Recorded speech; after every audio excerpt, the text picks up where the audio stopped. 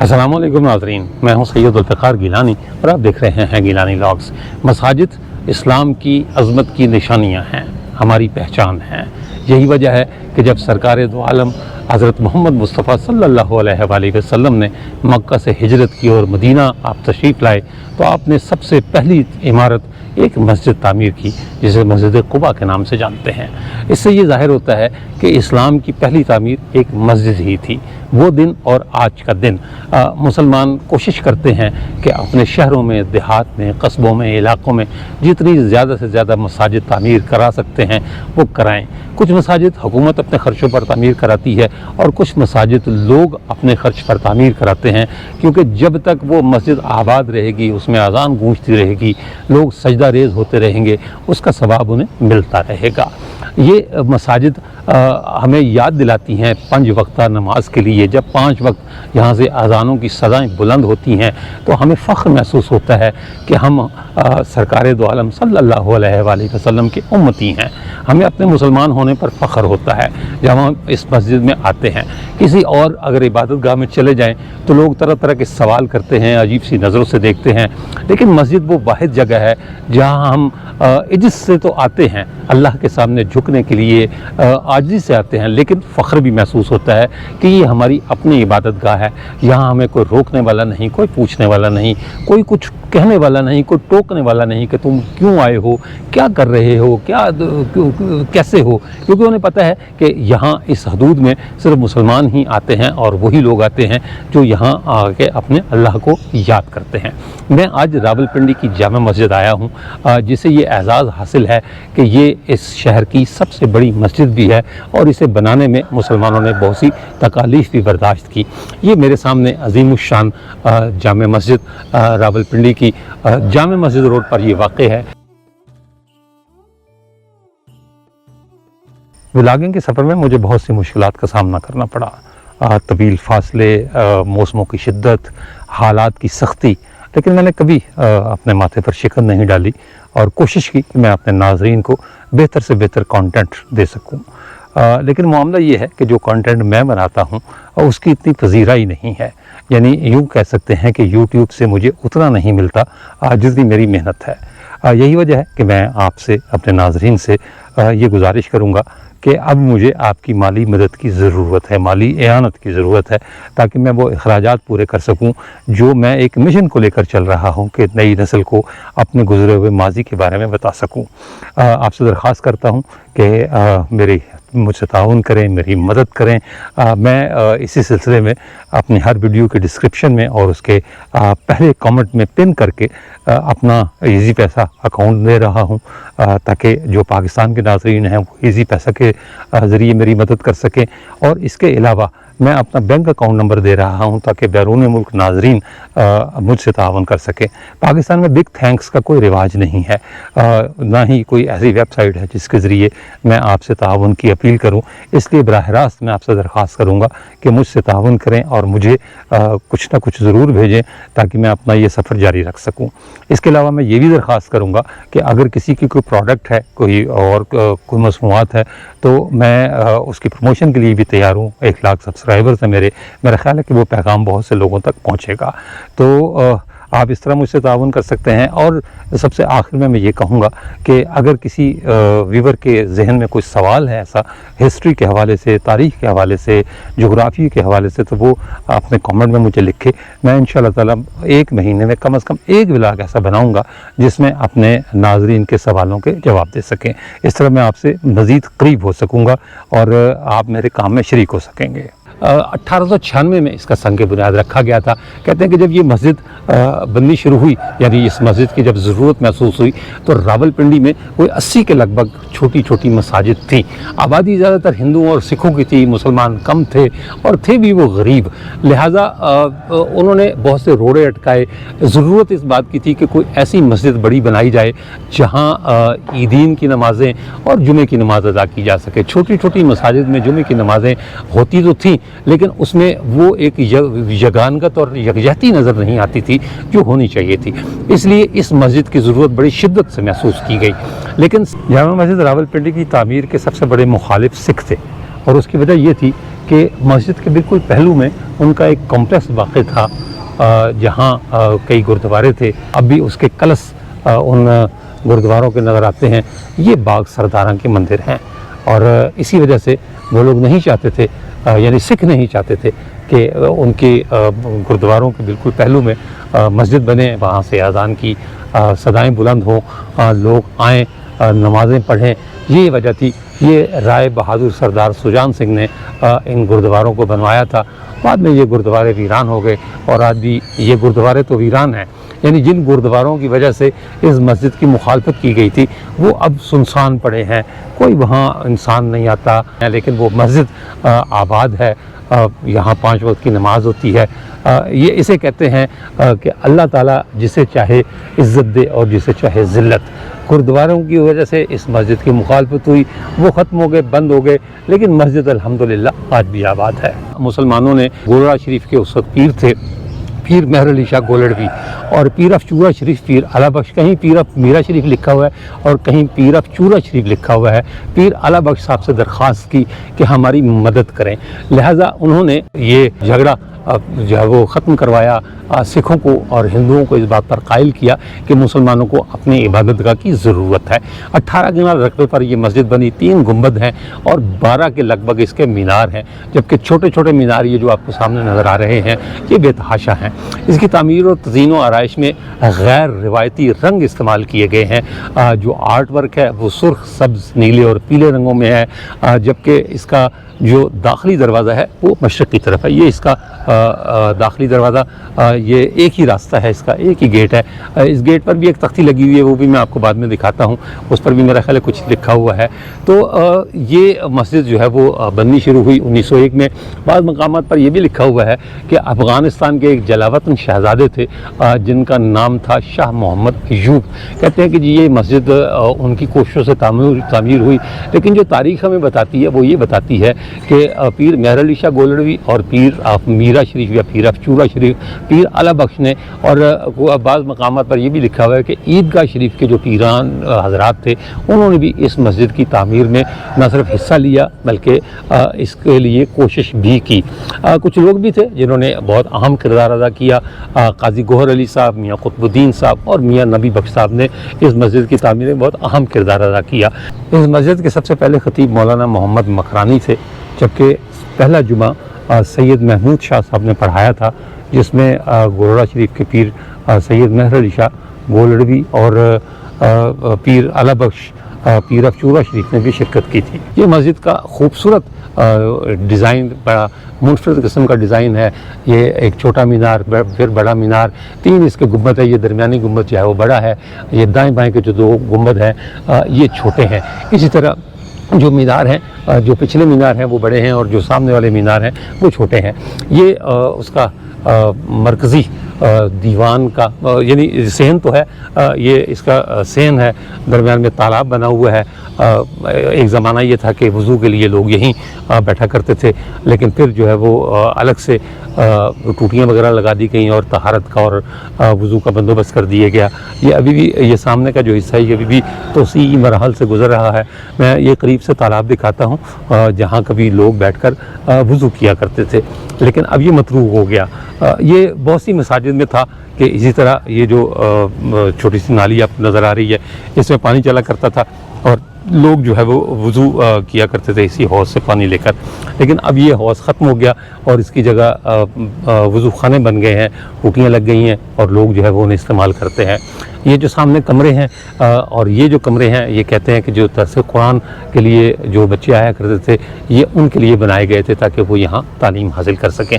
اب بھی ہوں گے لیکن اس وقت مجھے نظر نہیں آ رہے. یہ مسجد کی مرکزی عمارت ہے اور اس کے 3 4 5 6 7 8 9 دروازے ہیں جی. 9 دروازے ہیں. ہر دروازے کے اوپر یہ سب سے پہلے دروازے پر یا حیو یا قیوم ابوبکر صدیق فاروق اعظم عثمان غنی علی المرتضیٰ پھر یا اللہ یا رحمان. یہ اس کا درمیانی دروازہ ہے جسے سجایا گیا ہے یعنی 4 دروازے اس طرف ہیں اور 4 دروازے اس طرف ہیں. یہ درمیانی دروازے کو پھولوں کی بیلیں بنائی گئی ہیں. فریسکو کا کام کیا گیا ہے. میں نے جیسے بتایا نا غیر روایتی رنگ استعمال کیے گئے ہیں. یہ سنہرے رنگ آپ کو نظر آ رہے ہوں گے. یہ سارا اور پھر آگے جو ہے وہ یا کریم حضرت امام ابو حنیفہ نعمان بن ثابت حضرت مالک بن انس محمد بن ادریس شافعی یعنی جو فقہ کے جو امام ہیں ائمہ حضرات ہیں ان کے نام بھی لکھے ہوئے ہیں. آگے امام حنبل ہے اور پھر یا غفارو اور یا ستارو. تو اسی طرح اوپر جو ہے کچھ زندگی بے بندگی شرمندگی جو کرنی ہے جہانگیری یا اللہ محمد کی غلامی کر اس طرح کے جو ہے وہ اولین پرسش نماز بود یوم محشر کے جہاں گداز بود اولین پرسش نماز بود یعنی جو قیامت کا دن ہے اور سب سے پہلی جو پوچھ تاچھ ہوگی یہ جو پہلا سوال ہوگا وہ نماز کے بارے میں ہوگا. یہ محرابی دروازے اور یہ انہیں شیشے لگا کر محفوظ کیا گیا ہے. آپ کو اس کے 2 ہال ہیں. یہ پہلا ہال ہے میں پہلے آپ کو یہ دکھاتا ہوں اور اس کے بعد اس کے اگلے ہال میں لے چلوں گا جو اس کا اندرونی دیوان ہے. یہ اس کا پہلا دیوان خوبصورت انداز میں منقش چھت ہے. اس کی بہت خوبصورت چھت بنی ہوئی ہے. یہ میرا خیال ہے کہ ڈیزائن بعد میں بنے ہیں لیکن اندرونی جو کمرہ ہے وہ آپ کو اصل حالت میں نظر آئے گا. یہ چھت خوبصورت چھت ہے. اسی طرح یہ ڈیزائن بنے ہوئے ہیں. میں لفظوں میں اس کی خوبصورتی بیان نہیں کر سکتا. کچھ چیزیں ایسی ہوتی ہیں جو دیکھنے میں خوبصورت لگتی ہیں لیکن الفاظ اس کے لیے کم پڑ جاتے ہیں. تو میرا بھی یہی حساب ہے کہ میں نہایت عاجز چھوٹا اور گناہگار سا آدمی ہوں. چند لفظ مجھے آتے ہیں بولنے کے لیے اور ان چند لفظوں میں یہ خوبصورتی سموتی نہیں ہے جتنی خوبصورتی اس مسجد میں مجھے نظر آ رہی ہے. ہر چیز بولتی لگ رہی ہے. پھول ایسے لگ رہا ہے جیسے ابھی کھل اٹھے گا اور ابھی اس میں جان پڑ جائے گی اور ابھی یہ اپنی مہک پھیلانا شروع کر دے گا اپنی خوشبو پھیلانا شروع کر دے گا. یا اللہ جل جلالہ یہ اوپر لکھا ہوا ہے. ادھر اپنا ادھر بھی جو ہے نا وہ آیت لکھی ہوئی ہے. یہ اس کا وہ مرکزی دروازہ ہے جو اس کے اندرونی ہال میں کھلتا ہے. یہ آیت الکرسی لکھی ہوئی ہے مکمل اور اس کے بعد پھر جو ہے وہ آیت لکھی ہوئی ہے. یہ اوقات کار ہیں مساجد کے نمازوں کے. یہ دیکھیں جی یہ اوپر تک خوبصورت دروازہ مطلب اس کی خوبصورتی کی جتنی بھی تعریف کی جائے وہ کم ہے. یہ ایک ممبر باہر بھی رکھا ہوا ہے اور ایک ممبر اندر بھی ہے. جب اندر جاؤں گا تو میں آپ کو وہ ممبر بھی دکھاؤں گا. یہ دیوار کے ساتھ ساتھ چلتے ہوئے مطلب دل خوش ہوتا ہے. پتہ چلتا ہے کہ خوبصورتی کس چیز کا نام ہے. دلکشی کسے کہتے ہیں. جو منظر کشی کی گئی ہے یہ مطلب بہت کم مساجد میں مجھے ایسی چیزیں نظر آئی ہیں جو اس مسجد میں نظر آئی ہے.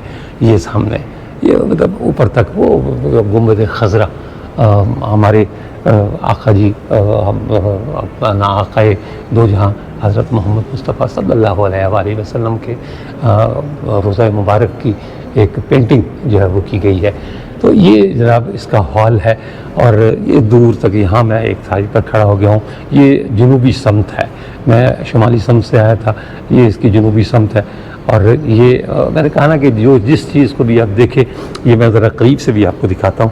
آپ نے دور سے دیکھا قریب سے بھی دکھاتا ہوں. جو بیل بوٹے بنے ہوئے ہیں یہ بیل بوٹے قریب سے دیکھنے میں بھلے لگتے ہیں.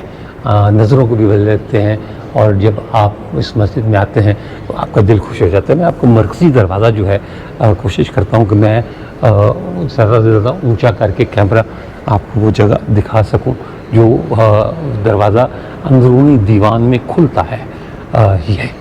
یہ ایک 3 فانوس لگے ہوئے ہیں. یہ درمیانی فانوس ہے مرکزی فانوس.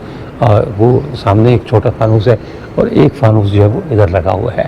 یہ درمیانی دروازہ ہے جناب، آپ دیکھیں کہ کس خوبصورتی سے رنگوں کو سجایا گیا ہے، رنگوں کو ملایا گیا ہے ایک دوسرے کے ساتھ۔ یہ جناب، میں نے کہا نا کہ دکھانے کے لیے بہت کچھ ہے، لیکن میرے پاس وہ الفاظ نہیں جو اس خوبصورتی کو بیان کر سکیں۔ مسجد کے اندرونی اور بیرونی ہالز میں فریسکو کا جتنا بھی کام ہوا ہے یہ استاد غلام محمد کامل اور ان کی ٹیم نے کیا تھا، جو اپنے وقت کے ایک ماہر کاریگر تھے فریسکو اور آرٹ ورک کے۔ باہر کا دیوان میں نے آپ کو دکھایا، اور میں اب آپ کو اندر کے ہال میں لے کر چل رہا ہوں۔ اس ہال کی خاص بات یہ ہے کہ یہاں جو دیواروں پر فریسکو کا کام ہے اور جو بیل بوٹے بنے ہوئے ہیں یہ اوریجنل ہیں، یعنی 1901 میں جب مسجد مکمل ہوئی تھی تو طول و عرض سے ملک کے طول و عرض سے لوگوں کو بلایا گیا تھا اور انہوں نے اپنے ہنر کا مظاہرہ کیا تھا، اور وہ اسے چھیڑا نہیں گیا، یعنی اس کا جو رنگ تھوڑے سے مان پڑ گئے ہوئے ہیں، لیکن اب بھی اس کی جو شکل و صورت ہے وہ بالکل ویسی ہی ہے جیسے پہلے دن تھی۔ اسے کچھ نہیں کہا گیا۔ یہ دیکھیں ایک بہت شاندار قسم کا محراب بنا ہوا ہے اور یہ بھی اوریجنل ہے۔ میں آپ کو اس کے قریب سے بھی دکھاتا ہوں جو اس کے ڈیزائن بنے ہوئے ہیں۔ اسلام میں چونکہ زندہ چیزوں کی تصویریں بنانے کی اجازت نہیں ہے، نہ واٹر پینٹ سے، نہ کلرنگ سے، نہ فریسکو کے کام میں، لہٰذا بیل بوٹوں کو ترجیح دی گئی ہے۔ یہ اوپر تک چلے جائیں، خوبصورتی کا بہترین نمونہ ہے، اور اس میں جو رنگ استعمال کیے گئے ہیں کہتے ہیں کہ وہ یکتا اور منفرد رنگ تھے، نیلے، پیلے، سرخ اور گلابی رنگ بھی آپ کو کہیں کہیں نظر آئے گا، سبز رنگ بھی استعمال ہوا ہے۔ تو یہ ایک محرابیں بنی ہوئی ہیں، 1 2 3 4 5 6 7 محرابیں ہیں۔ یہ میں چونکہ اس دروازے سے اندر آیا ہوں، یہ اس کی پہلی محراب ہے۔ اوپر تک یہ دیکھیں یہ شاندار اس کا کام ہوا ہے۔ یہ دوسری محراب ہے۔ اب یہ جو 4 5 رنگ میں نے آپ کو بتائے ہیں، انہی رنگوں کا امتزاج ہے، انہی رنگوں کا کام ہوا ہے۔ دیواریں دیکھیں تو یہ جو ہے وہ انہی پھولوں سے مزین ہے، اوپر سے نیچے تک پھول ہی پھول بنے ہوئے ہیں اور دیکھنے میں بہت خوبصورت نظارہ پیش کرتے ہیں۔ اس کی خصوصیت میں نے آپ کو بتائی کہ یہ پچھلے 125 سال سے یا 124 سال سے یہ بالکل اسی حالت میں ہے جس حالت میں انہیں بنایا گیا تھا۔ پھیکے پڑ گئے رنگ، میں اس بات کو مانتا ہوں۔ یہ اگر میں آپ کو نزدیک لے جاؤں تو یہ جو ہے وہ ایک گلدستہ بنا ہوا ہے، اس کے اوپر پھول چلے گئے ہیں، لیکن اب بھی یہ خوبصورتی میں اپنی مثال آپ ہے۔ میں اگر یہ کہوں کہ یہ راولپنڈی کی سب سے خوبصورت مسجد ہے تو اس میں کوئی دو رائے نہیں ہے۔ بلند و بالا چھت میں اس کا آپ کو اوپر سے دکھاتا ہوں، چھت بھی دکھاتا ہوں، جو 3 گنبد اس کے اوپر بنے ہوئے ہیں۔ درمیانی گنبد بڑا ہے اور دائیں بائیں کے گنبد جو ہے وہ چھوٹے ہیں۔ تو گنبدوں کی جو اندرونی ساخت ہے وہ بھی خوبصورت رنگوں سے مزین کی گئی ہے۔ یہ اس کا ایک گنبد ہے، میں اس کے بالکل نیچے کھڑا ہوں۔ ایک فانوس لگا ہوا ہے، بہت خوبصورت فانوس ہے، اور یہ اس کا آخری حصہ ہے، آخری اس کا جو اوپر کے گنبد بنا ہوا ہے۔ یہ دیکھیں جو وہ اورنج کلر کا کہہ سکتے ہیں آپ، یا پیلا رنگ، اور اس کے درمیان میں جو پھول بنے ہوئے ہیں ان میں نیلا رنگ، سبز، سرخ اور سفید رنگ کا استعمال کیا گیا ہے۔ یہ ادھر سے ہم اگر شروع کریں، یہ میں اس وقت اپنا مسجد کے سیدھے ہاتھ کو کھڑا ہوں، یعنی اندرونی دالان کے سیدھے ہاتھ کو۔ یہ ایک ڈیزائن ہے، بتانے کے لیے میرے پاس کم ہے لیکن دکھانے کے لیے بہت کچھ ہے۔ میں خوبصورتی جو اس مسجد کی ہے وہ شاید الفاظ میں بیان نہ کر سکوں۔ اس کا وسیع اور اس ہال، میں ایک کونے میں کھڑا ہو گیا ہوں، آپ اسے شمالی کونا کہہ سکتے ہیں کیونکہ یہ مغرب ہے اور یہ سامنے جو ہے وہ جنوب ہے، اور میں شمال کی طرف کھڑا ہوں اور مشرق کی طرف اس کے دروازے ہیں۔ تو یہاں سے میں اگر چلنا شروع کروں، یہ نیچے 20 قالین بچھے ہوئے ہیں۔ یہ دوسری محراب آ گئی، فانوس بنا ہوا ہے، فانوس لگا ہوا ہے۔ یہ دوسری محراب، اور چھوٹے سے فرق کے ساتھ تیسری محراب ہے اس کی یہ، اور اس کے بعد پھر ایک مرکزی فانوس ہے، بڑا فانوس جو بنایا گیا ہے۔ اس کا ممبر بھی بڑا شاندار ہے، جو محراب اس کی بنی ہوئی ہے وہ بھی میں آپ کو دکھاتا ہوں۔ چھت کو محرابی انداز میں ہی تعمیر کیا گیا ہے۔ تو یہ اس کی 1 2 3 4 5ویں محراب یہ ہے اس کی، یہ 5ویں محراب آ گئی، اور یہ اس کی 6ٹھی محراب ہے۔ 7ویں اور پھر وہ آخر میں 8ویں محراب. تو یہ جو کام ہے یہ بڑا نابغہ روزگار کام ہے.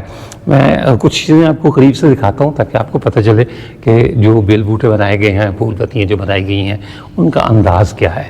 یہ کہیں سے اکھڑ گیا ہے. میں نے بتایا نا کہ اس میں کسی قسم کی کوئی ترمیم نہیں کی گئی، کوئی اس کی مرمت نہیں کی گئی.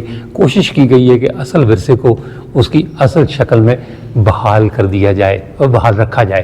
لیکن میرا خیال ہے کہ میں یہاں کھڑے ہو کر یہ مشورہ دوں گا کہ اسے اسی اگر رنگ کے ساتھ نئے سرے سے مزین کیا جائے تو میرا خیال ہے کہ یہ خوبصورت ہو سکتا ہے. یہ اوپر قرآنی آیات لکھی ہوئی ہیں، ایک محراب پر اس طرح بھی قرآنی آیات لکھی ہوئی ہیں. مجھے یہ بتایا گا کہ یہ نقش و نگار نیچے تک تھے، یعنی فرش تک تھے، لیکن 2-3 سال پہلے انہیں ٹائلوں سے تبدیل کر دیا گیا کہ انہیں کوئی ایسا کاریگر نہیں ملا جو اس طرح کے بیل بوٹے بنا سکتا، یعنی اسے نئے سرے سے رنگ روغن کر سکتا. لیکن میرا خیال ہے کہ لاہور کی بہت سی عمارتوں کو نئے سرے سے اس کی تزئین و آرائش کی گئی ہے، تو یہاں کے لیے بھی کوئی نہ کوئی بندہ ایسا مل سکتا ہے. مقصد صرف تلاش کرنا ہے. اگر تلاش کر لیا جائے تو اسے رنگ روغن کر کے اس کی اصل شکل و صورت مزید بہتر ہو سکتی ہے. اب بھی بہت اچھی ہے. مساجد ہیں ہمارے لیے احترام کی جگہ ہیں. ہم یہاں آ کر عبادت کرتے ہیں، اللہ کو یاد کرتے ہیں، 5 وقت نماز پڑھتے ہیں اور اللہ کے حضور سجدہ ریز ہو کر اپنے گناہوں کی معافی بھی مانگتے ہیں اور اپنی طلب کا اظہار بھی کرتے ہیں. تو یہ جتنی بھی عظیم الشان عمارتیں ہیں، مساجد کو عظیم الشان ہونا چاہیے. اور اللہ کا شکر ہے کہ یہ عظیم الشان مسجد راولپنڈی کی پہچان ہے.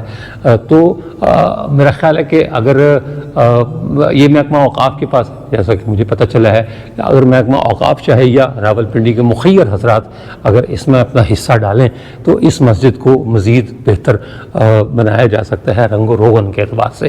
مسجد میں کوئی کمی نہیں خدا نخواستہ، لیکن اگر صرف اس کا جو اندرونی حصہ ہے اگر اسے نئے سرے سے رنگ روغن اس کا کر دیا جائے تو یہ اس سے کہیں زیادہ خوبصورت نظر آئے گی. یہ مرکزی محراب ہے، خوبصورت شیشوں سے اسے سجایا گیا ہے. نیلے، گہرے نیلے آسمانی رنگ اور سفید رنگ کے شیشے اس میں لگائے گئے ہیں. ایک طرف یا اللہ لکھا ہوا ہے، دوسری طرف یا رسول اللہ، اور درمیان میں کلمہ طیبہ لکھا ہوا ہے.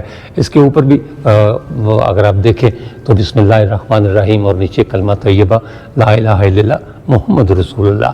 اور اس طرف بسم اللہ الرحمن الرحیم بلغ العلا بکمالہ کشف الدجی بجمالہ حسنت جمیع خصالہ صلو علیہ وآلہ. یہ وہ مشہور منقبت ہے جو آقا جی کی شان میں کہی گئی تھی. کہتے ہیں کہ جب سازی شیرازی نے یہ منقبت کہی، یعنی یہ قطع کہا، تو اس کا جو آخری مصرع تھا وہ ان کے ذہن میں نہیں آ رہا تھا. یعنی بلغ العلا بکمالہ کشف الدجی بجمالہ اور حسنت جمیع خصالہ. کئی روز گزر گئے لیکن ان کے ذہن میں کچھ نہیں آیا کہ میں اس کا چوتھا مصرع کہاں سے لاؤں اور کیسے اسے مکمل کروں. تو کہتے ہیں کہ آقا جی ہمارے پیارے نبی سرکار دو عالم صلی اللہ علیہ وآلہ وسلم وہ ان کے خواب میں تشریف لائے اور انہوں نے خود اسے مکمل فرمایا اور صلو علیہ وآلہ کہا، اور اس طرح یہ قطع مکمل ہوا. تو یہ قطع یہاں لکھا ہوا ہے. اچھا لگا، خوشی ہوئی دیکھ کر. مسجد کا جو مطلب انداز ہے وہ دیکھ کر خوشی ہوئی. کہتے ہیں کہ اس میں مجموعی طور پر 8000 نمازی نماز ادا کر سکتے ہیں. وسیع اور حصین اور 2 دالان. یہ اندرونی دالان ہے. بیرونی دالان میں نے آپ کو دکھایا ہے. اچھا، کچھ جگہوں سے اکھڑ گیا ہوا ہے. اس کا رنگ روغن اس کی مرمت کی جا سکتی ہے. میرا خیال ہے کہ اتنا مشکل کام نہیں ہے.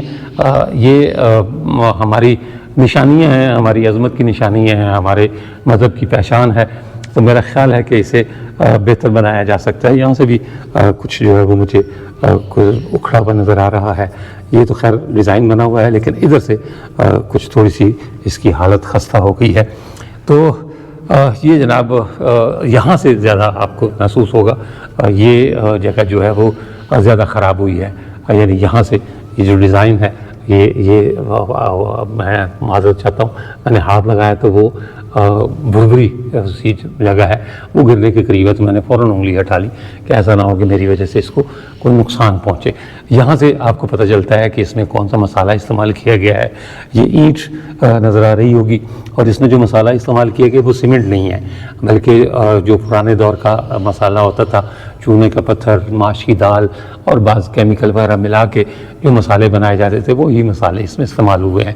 تو یہاں سے یہ پتہ چلتا ہے کہ اب اس کا رنگ ماند پڑنے لگا ہے، اس کی جو بناوٹ ہے وہ ماند پڑنے لگی ہے۔ یہ جو میں آپ کو جگہ دکھا رہا ہوں، یہاں سے بھی پھول جگہ جگہ سے اکھڑ گئے ہیں، انہیں بھی توجہ کی ضرورت ہے۔ ہم اپنے ذاتی گھروں پر کروڑوں روپے، اربوں روپے خرچ کر دیتے ہیں، اور پتہ بھی ہے کہ ہم فانی ہیں، ان چیزوں نے باقی نہیں رہنا۔ تو میری ذاتی طور پر درخواست ہے ان مخیر حضرات سے جو اربوں روپے کی کوٹھیوں میں اور بنگلوں میں رہتے ہیں، تو میں درخواست کروں گا ان سے کہ وہ اس طرف توجہ دیں اور اس مسجد کے لیے حصہ ڈالیں۔ بالکل ویسے ہی کریں جیسے یہ تعمیر ہوتے وقت لوگوں نے اپنا سارا کچھ اس پر قربان کر دیا تھا، اس مسجد پر۔ تو اب اس کی تزئین و آرائش کی ضرورت ہے، اندرونی ہال کی، تو اس کی تزئین و آرائش کریں اور زیادہ سے زیادہ اس میں حصہ ڈالیں تاکہ اس پہچان کو قائم و دائم بھی رکھا جا سکے اور یہ زیادہ سے زیادہ خوبصورت بھی نظر آئے۔ جب یہ مسجد بنی تو اس وقت اس سڑک کا نام سرکولر روڈ تھا۔ یہ جس طرف میرا کیمرہ ہے اس طرف راجہ بازار اور پرانا قلعہ کا علاقہ ہے، اور اس طرف اگر میں آپ کو دکھاؤں تو یہ بلی چوک کا علاقہ ہے، اور یہ سڑک کا نام ہے اب جامع مسجد روڈ۔ تو جب یہ سڑک تعمیر ہوئی تو اس سڑک کا نام سرکولر روڈ سے تبدیل کر کے جامع مسجد روڈ کر دیا گیا۔ کچھ لوگ کہتے ہیں اس کا پرانا نام سید پور روڈ تھا، اور کچھ کہتے ہیں کہ سرکولر روڈ تھا۔ بہرحال جو بھی نام تھا اب اسے جامع مسجد روڈ کہا جاتا ہے، اور اسی نام سے یہ جانی پہچانی جاتی ہے یہ سڑک۔ یہ اس کا مرکزی دروازہ ہے مسجد کا، یعنی جامع مسجد راولپنڈی کا۔ یہ کچھ میرا خیال ہے 3 منزلہ انتہائی بلند و بالا دروازہ، اور اس کے اوپر 3 کھڑکیاں بنی ہوئی ہیں۔ یقیناً تو بالا خانہ بھی موجود ہوگا، لیکن میرا خیال ہے کہ شاید میں اس بالا خانہ میں نہ جا سکوں۔ یہ سامنے لکھا ہوا ہے مرکزی جامع مسجد حنفیہ، اور کہتے ہیں کہ نقشہ قبل اول یہ مسجد اقصیٰ کی مکمل شبیہ ہے یہ مسجد۔ اس کا جو تاریخ سنگ بنیاد 1896 لکھا ہوا ہے، اور تاریخ پائے تکمیل 1902 بمطابق 1319 ہجری اور 1313 عیسوی یعنی 1896، 6 سال میں یہ مکمل ہوئی مسجد۔ یہ اس کا داخلی ڈیوڑی آپ کہہ سکتے ہیں، یہ بھی نہایت خوبصورت انداز میں بنائی گئی ہے، اور لگتا یہ مطلب جو رنگوں کی جو پھیکا پن ہے خاص طور پر یہ جو دیواروں کا رنگ ہے، یہ تو مجھے ایسا ہی محسوس ہو رہا ہے کہ یہ اسی وقت کا ہے جب یہ مسجد بنی تھی۔ چھت پر مجھے کچھ نیا رنگ نظر آ رہا ہے کہ چھت جو ہے وہ شاید نئے رنگوں سے مزین کی گئی ہے۔ یہ جیسے ہی ڈیوڑی سے آپ اندر آتے ہیں تو ایک وسیع اور صحن آپ کا استقبال کرتا ہے، اور اس کے بعد پھر مسجد کی پرشکوہ اور دلکش اور شاندار عمارت آپ کو نظر آتی ہے۔ راولپنڈی کی جامع مسجد کی تعمیر کی داستان بذات خود ایک ایسی کہانی ہے جسے آپ سنیں تو شاید اس پر آپ کو یقین نہ آئے۔ میں نے اپنے انٹرو میں بتایا تھا کہ مسلمان غریب تھے اور ان کے پاس وسائل نہیں تھے کہ وہ ایک عظیم الشان مسجد تعمیر کرا سکتے، لہٰذا لوگوں نے اس کے لیے عطیات دیے۔ ایک شخصیت تھی قاضی سراج الدین اس زمانے میں، انہوں نے مختلف علاقوں کا دورہ کیا اور چندہ جمع کیا اس مسجد کی تعمیر کے لیے۔ کہتے ہیں سیٹھ آدم جی اس زمانے میں راولپنڈی کے بہت بڑے کاروباری شخصیت تھے، انہوں نے 10,000 روپے کا عطیہ دیا، جبکہ پشاور کے رہنے والے ایک سیٹھ کریم بخش تھے، انہوں نے اس مسجد کے لیے 1,00,000 روپے کا عطیہ دیا تاکہ یہ مسجد مکمل ہو اور لوگ یہاں جمع ہو کر عیدین کی اور جمعے کی نمازیں ادا کر سکیں۔ لیکن کہا یہ جاتا ہے کہ یہ سارا پیسہ اس مسجد کی تعمیر کے لیے ناکافی تھا، لہذا پیر مہر علی شاہ گولڑوی اور پیر افچورہ شریف پیر اعلیٰ بخش صاحب نے لوگوں سے التماس کی درخواست کی یا التجا کی، جو بھی آپ کہہ سکتے ہیں، کہ وہ چندہ دیں۔ اور کہا یہ جاتا ہے کہ اس زمانے کی عورتوں نے اپنے زیور تک اس مسجد کی تعمیر کے لیے چندے کے طور پر دے دیے تھے تاکہ یہ مسجد مسلمانوں کی کسی نہ کسی طرح مکمل ہو سکے۔